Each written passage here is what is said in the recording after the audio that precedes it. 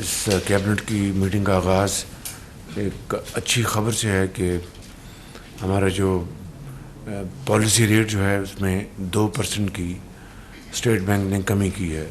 تو اس کا مقصد یہ ہے کہ الحمدللہ 19.5% سے کم ہو کے تو 17.5% پہ آ گیا ہے، جس سے کہ یقیناً کاروبار کو اور زراعت کو، ہماری معیشت کو فائدہ پہنچے گا.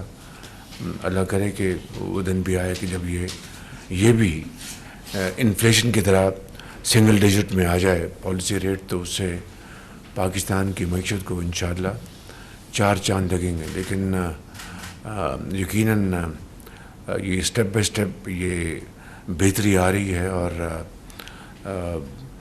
سلو and steady wins the race. تو میرے خیال میں اسی کے مصداق یہ ریٹ آج جو کم ہوا ہے 2%، ایک اچھی خاصی کمی ہے. تو اس سے اب ہماری سرمایہ کاری، ہماری صنعت، ایکسپورٹس، کامرس، ایگریکلچر، سب کو اس کا بے پناہ انشاءاللہ فائدہ ہوگا.